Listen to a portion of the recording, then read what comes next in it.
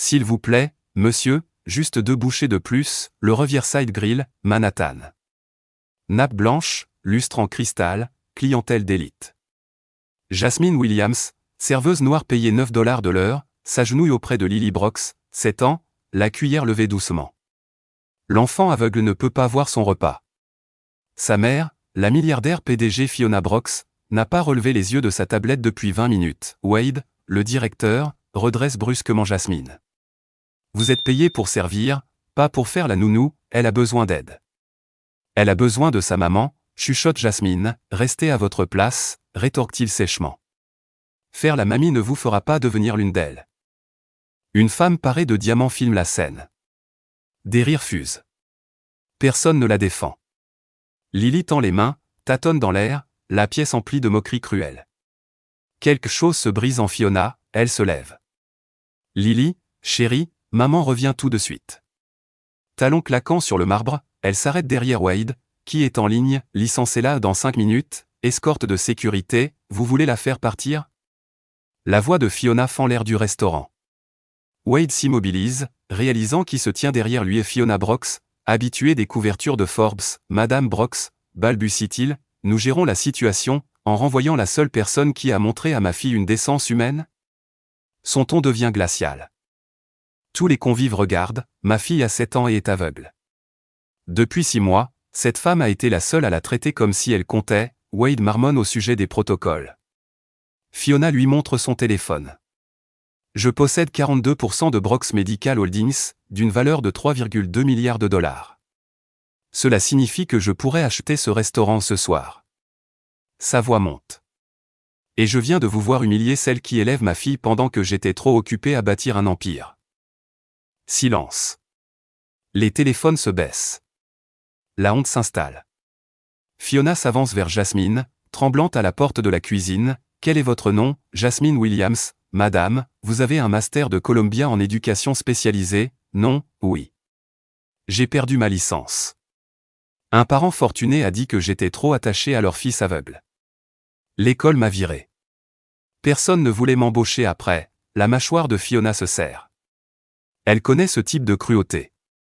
Elle se tourne vers l'assemblée. Je m'appelle Fiona Brooks, PDG de Brooks Medical Holdings. Elle commence à filmer. À compter de cet instant, 20h17, je démissionne l'effet immédiat. Des gazouillis de surprise traversent le restaurant. Wade reste bouche bée. Fiona poursuit, d'une voix posée, pendant 4 ans, je me suis dit que je travaillais pour l'avenir de ma fille, mais en vérité je fuyais le chagrin, la culpabilité. Mon mari est mort dans un accident de voiture et m'a laissé avec une petite fille aveugle de 3 ans que je ne savais pas comment élever. J'ai jeté de l'argent sur le problème et appelé ça de l'amour. Mais ce soir j'ai réalisé que ma fille ne se souvenait pas de ma voix, elle désigne Jasmine. Cette femme gagne $9 de l'heure, a un master, et aime ma fille mieux que je ne l'ai fait.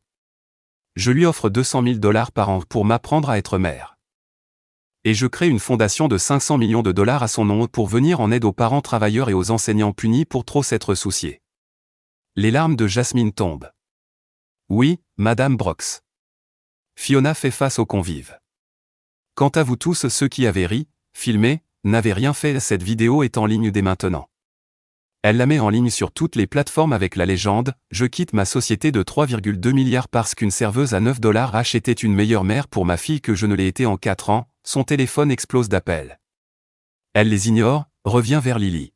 « Maman, je suis là, ma puce. Je ne partirai plus », elle nourrit sa fille elle-même forêt de brocolis, rivière de fromage, montagne de purée de pommes de terre. Lily glousse. Le restaurant regarde en silence, au matin, l'histoire fait le tour du monde. Le téléphone de Fiona affiche des milliers de messages. Elle les ignore, prépare le petit déjeuner pour la première fois depuis des années.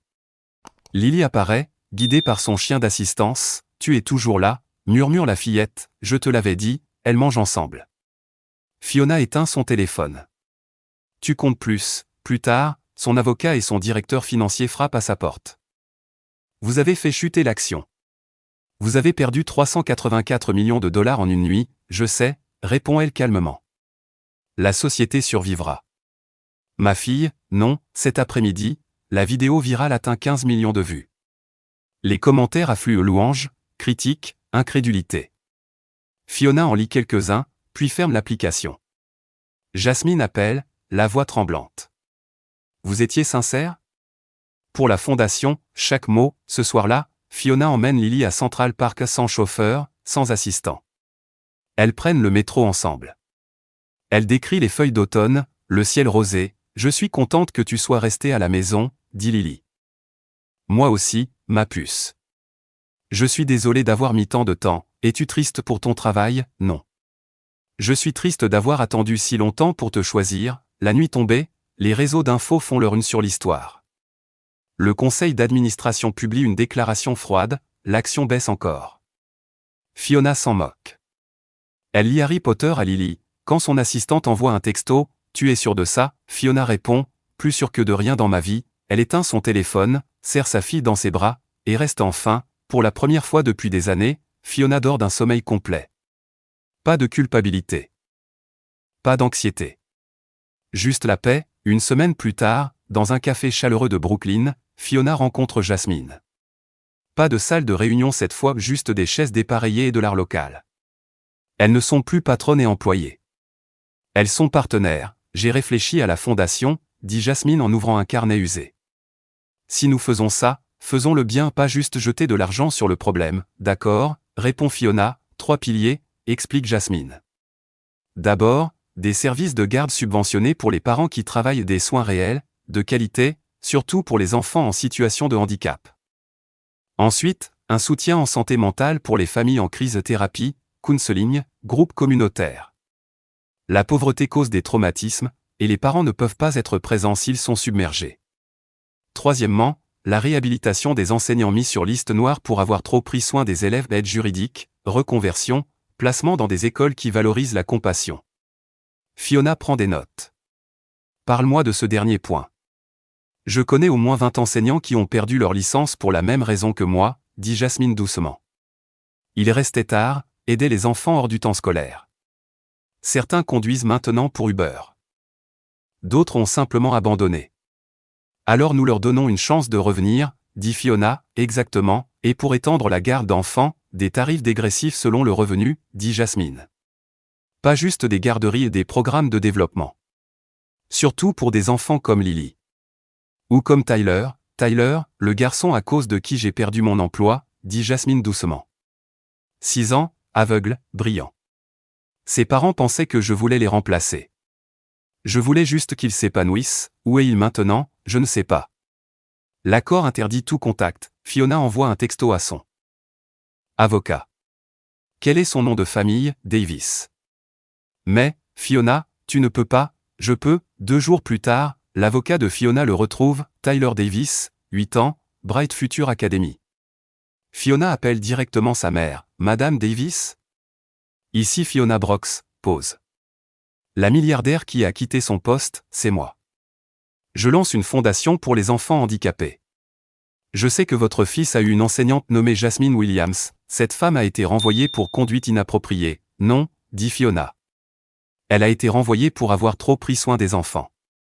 Je voudrais lui offrir la chance de travailler avec Tyler à nouveau gratuitement.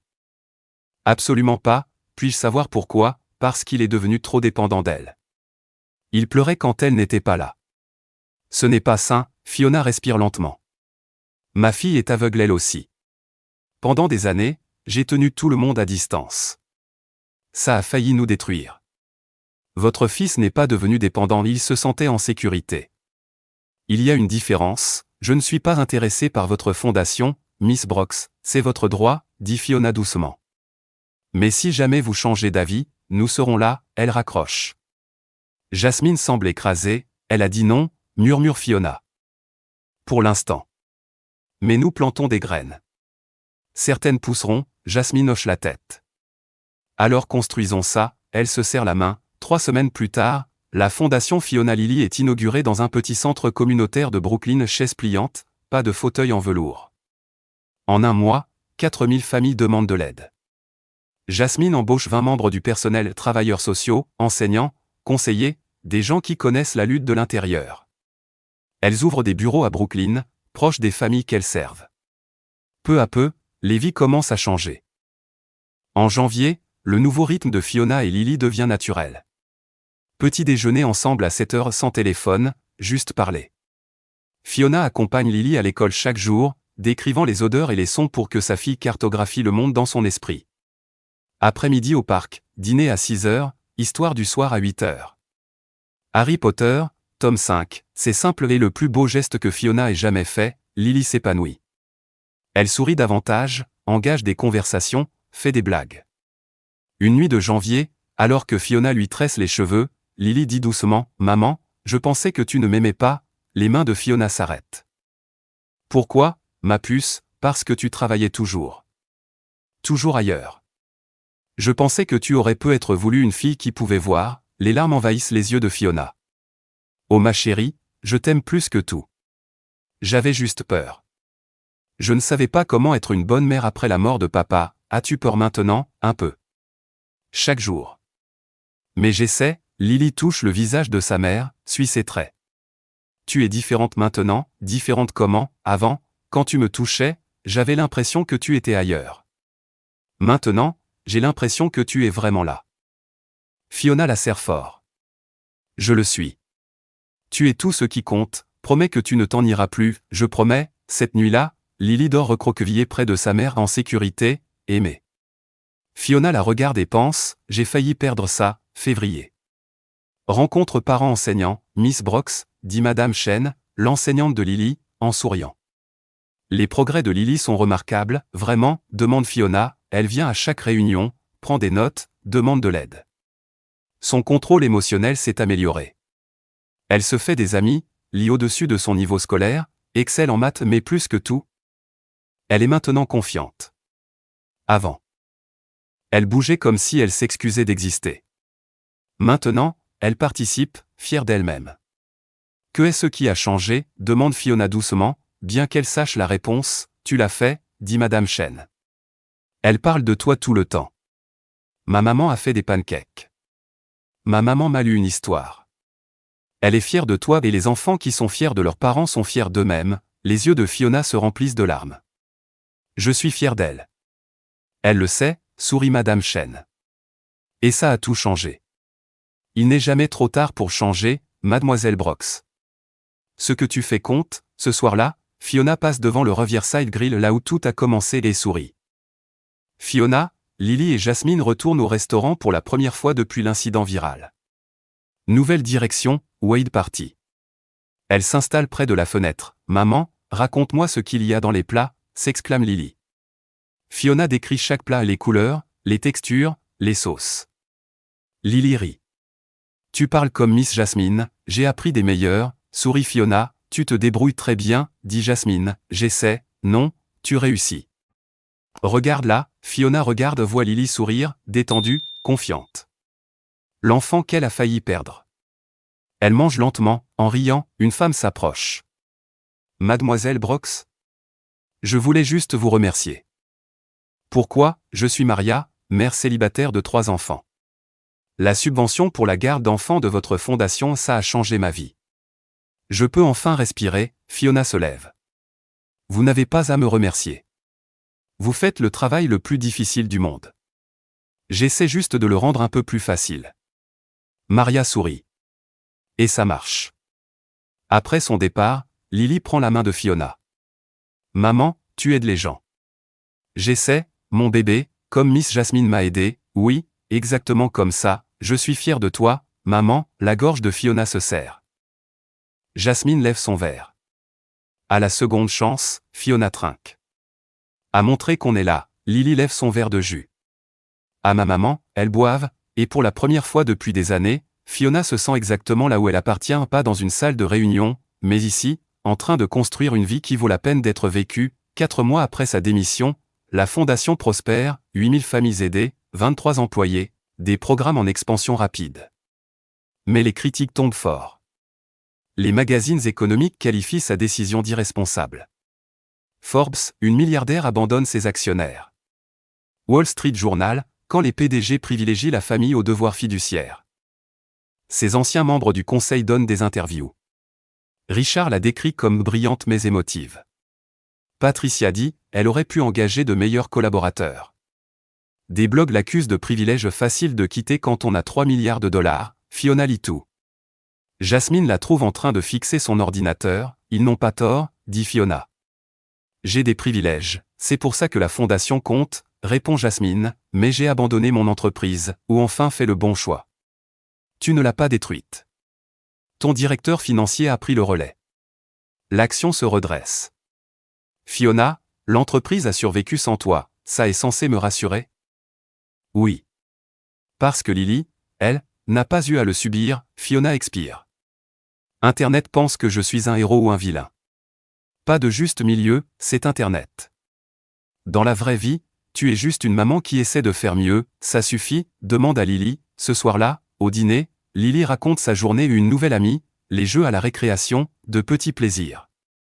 Fiona écoute, vraiment écoute, maman, demande Lily, les gens sont méchants avec toi, pourquoi tu demandes ça? Je t'ai entendu parler à Miss Jasmine de l'Internet. Certaines personnes ne comprennent pas pourquoi j'ai quitté mon travail, es-tu triste? Non, ma chérie. Je suis heureuse, alors pourquoi te soucier de ce qu'ils pensent? Fiona sourit. Tu as raison, tu es une bonne maman maintenant, les mots font mal et guérissent à la fois. Merci, mon trésor. Je t'aime aussi. Quand Lily dort, Fiona ouvre son ordinateur et écrit « Pourquoi j'ai quitté et pourquoi je le referai ?» Elle ne se défend pas et ne discute pas. Juste la vérité, j'ai construit un empire et perdu le cœur de ma fille. J'avais tout l'argent, aucun temps. Alors j'ai choisi autrement. Certains diront que c'est un privilège ou de l'égoïsme, peut-être ont-ils raison. Mais ma fille sait que je l'ai choisi. Et c'est le seul avis qui compte, aux critiques je vous entends. J'espère que cette fondation aidera à créer un monde où aucun parent n'aura à faire le choix que j'ai fait, elle clique sur publier. En 1 heure, 100 000 partages. Commentaires variés. Fiona ferme l'ordinateur. Elle a de meilleures choses à faire comme être présente, 6 mois plus tard, en mai. La fondation vibre d'activités et téléphone qui sonne, réunion, vie changée. Jasmine, maintenant une leader exceptionnelle, se prépare pour une réunion quand son assistante frappe à la porte. Mademoiselle Williams, visite urgente Amanda Davis. Jasmine se fige. La mère de Tyler. Son instinct dit non, mais elle pense à Fiona et aux secondes chances. Faites-la entrer, Amanda entre, fatiguée, pleine de remords. Mademoiselle Williams, j'avais tort. Je suis désolée. Il y a 2 ans, je vous ai fait renvoyer. J'ai dit que vous rendiez Tyler trop dépendant. La vérité, c'est que j'étais jalouse. Après votre départ, il s'est refermé et il a arrêté d'essayer. Il y a 3 mois, il a tenté de se faire du mal. Il a 8 ans. S'il vous plaît, accepteriez-vous de travailler avec lui à nouveau? Je paierai ce qu'il faudra. Je ne prendrai pas votre argent, dit doucement Jasmine. Mais je travaillerai avec lui gratuitement si vous venez aussi. Tyler n'a pas seulement besoin d'une enseignante. Il a besoin que sa maman soit présente, Amanda pleure. Je ne sais pas comment faire, Fiona non plus. Mais elle a appris. Vous le pouvez aussi. 2 semaines plus tard, Tyler entre au centre de tutorat avec son chien guide, Biscuit. Mademoiselle Jasmine, murmure-t-il, oui, mon chéri. C'est moi, il court vers elle, en larmes. Je pensais que tu étais parti à cause de moi, oh, mon ange, jamais. J'ai dû partir, mais je ne vais nulle part maintenant, promis, promis. Amanda regarde, en pleurant, pendant 3 mois, Jasmine travaille avec eux enseignant le braille, la confiance, la patience. Amanda apprend aussi à décrire le monde, célébrer les progrès, laisser Tyler lutter. Peu à peu, il rit de nouveau. Et Amanda écoute, un soir, Amanda dit, je vous dois de véritables excuses. Vous avez tout perdu parce que j'étais trop inquiète pour laisser mon fils vous aimer, ça m'a fait mal, admet Jasmine. Mais si ça n'était pas arrivé, je n'aurais jamais rencontré Fiona ou Lily. Peut-être que tout est arrivé comme ça devait arriver, vous êtes une meilleure personne que moi, non. J'ai juste appris que le pardon n'est pas pour les autres, c'est pour moi. Comment avez-vous survécu au foyer d'accueil? 14 maisons, parce que je savais ce que ça faisait de se sentir invisible. J'ai promis de ne jamais faire sentir ça à un autre enfant. Tyler a de la chance de vous avoir, il a de la chance d'avoir une maman prête à apprendre, elle s'embrasse. Merci de nous avoir donné une autre chance. Nous méritons toutes des secondes chances. Quand Amanda et Tyler partent, main dans la main, Jasmine sourit. C'est pour ça qu'elle enseigne pas pour l'argent ou les louanges, mais pour des moments comme celui-ci. Un an après la vidéo virale, en novembre encore. La fondation Fiona et Lily sert maintenant 23 000 familles dans 12 États, avec 53 employés et 12 millions de dollars de subventions. Jasmine a été citée dans Time, Forbes et le New York Times, mais la vraie histoire vit à travers ceux qu'ils ont aidés. Maria dirige désormais les services familiaux. Tyler s'épanouit aux 3 niveaux d'avance, confiant, heureux. 12 enseignants réintégrés. 400 enfants en situation de handicap reçoivent des soins, et Lily radieuse, brillante, capitaine de son équipe de goalball. La vie de Fiona est méconnaissable par rapport à il y a un an. Lily a de vrais amis, une meilleure amie nommée Sophie. Et des loisirs piano, écriture, livres audio Percy Jackson. Elle rêve de devenir écrivain ou enseignante comme Miss Jasmine. Fiona se lève maintenant à 7 heures, prépare le petit déjeuner, et accompagne Lily à l'école, pluie ou soleil. Elle consulte à temps partiel pour des associations, peint à nouveau mal, mais Lily adore. Parle-moi de la peinture, maman, c'est un coucher de soleil orange, rose, violet, comme le ciel, j'aimerais pouvoir le voir, tu peux, mon bébé, juste différemment. Fiona guide la main de Lily sur la toile, sa fille sourit. Ces moments calmes sont tout. Brox Medical a retrouvé sa stabilité sous la nouvelle PDG. Le docteur Patricia Rice. Le conseil remercie poliment Fiona, preuve qu'elle avait raison, il n'avait pas besoin d'elle. Lily, oui, lors du premier gala de la fondation, Jasmine la présente, une femme qui a abandonné des milliards pour choisir sa fille. Fiona monte sur scène. Il y a un an, une serveuse a nourri ma fille aveugle avec une gentillesse que j'avais oubliée. J'ai réalisé que je perdais ce qui comptait vraiment. Alors j'ai quitté publiquement et de manière chaotique. Les gens m'ont traité de privilégié, et ils avaient raison. C'est pour cela que cette fondation existe, pour que les parents n'aient pas à choisir entre travail et présence, pour que des enseignantes comme Jasmine soient valorisées, et pour que des enfants comme Lily reçoivent du soutien, peu importe leur revenu. Elle appelle Lily sur scène. Guidée par son chien, Daisy, Lily dit « Je suis fière de ma maman parce qu'elle m'a choisi », et maintenant d'autres enfants peuvent aussi voir leurs parents les choisir. La foule est émue aux larmes. Fiona conclut « J'ai perdu mon entreprise mais gagner le cœur de ma fille, ça vaut plus que n'importe quelle fortune ». Le gala récolte 8 millions de dollars pour étendre la fondation à l'échelle nationale. Ce soir-là, Lily demande « Miss Jasmine. Êtes-vous heureuse ?» Je le suis, mon trésor, maman, es-tu heureuse, plus heureuse que jamais. Elle reste assise en silence, sachant qu'elles ont commencé quelque chose de réel. 18 mois plus tard, le nouveau propriétaire du Riverside Grill, Richard Chen, les invite à dîner. Nous avons reconstruit avec une formation à l'empathie. À cause de ce qui s'est passé et parce que mon fils est autiste. Fiona hésite, puis accepte, le restaurant est chaleureux et inclusif. Lily lit un menu en braille, et un serveur bienveillant se met à genoux pour l'aider à couper son poulet. Fiona a les larmes aux yeux, c'est comme ça que le monde devrait être. Richard explique leur nouvelle politique, la norme de service Jasmine Williams voir les personnes, pas les problèmes. Fiona serre la main de Jasmine. Tu as changé le monde, un moment à la fois. Dehors, Lily dit, on peut revenir, oui, mon bébé. On reviendra. Fiona regarde les étoiles. Nous l'avons fait.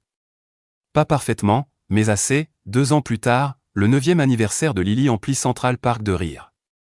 Fais un vœu, dit Fiona, je n'ai pas besoin, maman. J'ai déjà tout ce que je veux. Maria, maintenant directrice de la fondation, arrive en courant. On a obtenu un financement fédéral 50 millions de $.